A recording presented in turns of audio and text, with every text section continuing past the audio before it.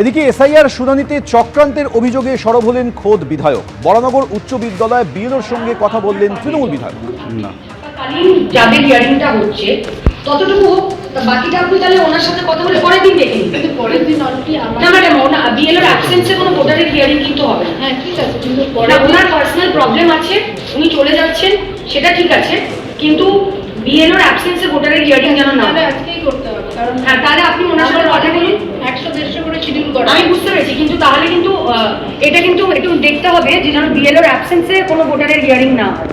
বিএলওকে থাকতে হবে, যদি বিএলও না থাকে তাহলে সেই না তখন স্টপ করা হবে হিয়ারিং, কিন্তু হ্যাঁ বিএলও থেকে থাকতে হবে, কারণ এনুমারেশন ফর্মটা উনি বলেছেন না, এই আরও কিছু করার নেই, উনি তো জাস্ট হিয়ারিংটা মানে ডকুমেন্টস চেক করবেন, বিএলও বলবে। বাকি আচ্ছা ম্যাডাম, 2:30 পর্যন্ত তো টাইম, আর যারা লাইন আছে 2:30 পর্যন্ত কিন্তু হবে না। আমার আমি যেটা বলছি না ম্যাডাম, আমার পার্সোনাল কিছু নেই এখানে, আপনি বিএলও ম্যামকেও বলছি না, ম্যামকে বললে কিছু করা যাবে না। না 2:30 পর থেকে তো আবার একটা হ্যাঁ, আড়াইটে আপনি যতজনের হবে ঠিক আছে, শেষ করে দিয়ে দাও। এসআইআর শুনানিতে চক্রান্তের অভিযোগে সরব হয়েছেন খোদ বিধায়ক। বরানগর উচ্চ বিদ্যালয়ে বিএলওর সঙ্গে কথা বলেন তৃণমূল বিধায়ক। ব্যারাকপুর প্রশাসনিক ভবনে এসে অভিযোগ দায়ের করেন বিধায়ক সায়ন্তিকা বন্দ্যোপাধ্যায়। আধিকারিকের সঙ্গে দেখা না হওয়ায় ক্ষোভ প্রকাশ করেন সায়ন্তিকা বন্দ্যোপাধ্যায়। 5টায় আমাদের আসলে সবাই মিলেই এসছি আর কি, তো হিয়ারিং চলছে, এই সময় আপনাকে না পেলে কি করে হবে বলুন তো।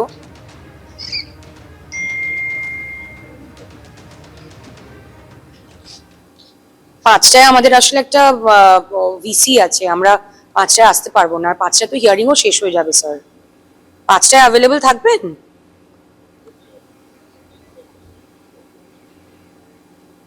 বারাসাতে?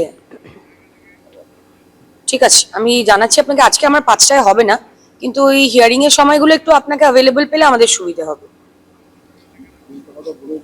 হ্যাঁ কালকে আপনি ফ্রি থাকছেন, কিন্তু ইস্যুটা তো আজকে স্যার, একদিন করে তো হিয়ারিং এর ডেটগুলো বেরিয়ে যাচ্ছে না স্যার, সেটাই অনেক কটা। হ্যাঁ অনেকগুলো হিয়ারিং এর ইস্যু। খারাপ লাগছে যদি চক্রান্তই হয়, তাহলে আমার 19,000 ভোটার যারা আনম্যাপড রয়েছে তাদের সবকটা নামটা তুলে দিক, নয় সবকটা বাদ দিয়ে দিক, মানে হ্যারেস করার কোনো মানে হয় না। অবশ্যই সবারই থাকা দরকার। বিএলওদের ইস্যু হচ্ছে, বিএলওদের কাছে কোনো নির্দিষ্ট ডাইরেকশন নেই। ইআরও সাহেবের সাথে আমার ফোনে কথা হলো, উনি বলছেন আমার কাছে ভার্বাল ডাইরেকশন আছে। এবারে 80-85 এর ওপরে যাদের বয়স, তারা কি করে হিয়ারিং এ যাবে? এবারে তাদের কি প্রসিডিওর আছে কেউ কিছু জানে না, কোথায় হচ্ছে, কবে হচ্ছে, কোন টাইমিং স্লট, সেইগুলো আমাদের কাছে কিছু নেই।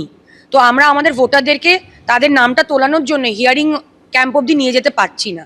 তো এতই যদি জোরজার করে ইলেকশন কমিশনকে করতে হয়, তাহলে নয় বলে দিক হিয়ারিং এর দরকার নেই, আমরা 19,000 নাম তাহলে বাদ দিয়ে দিক, তখন আমরাও আমাদের রাস্তাটা বুঝে নেব। এবিপি আনন্দ, এগিয়ে থাকে, এগিয়ে রাখে।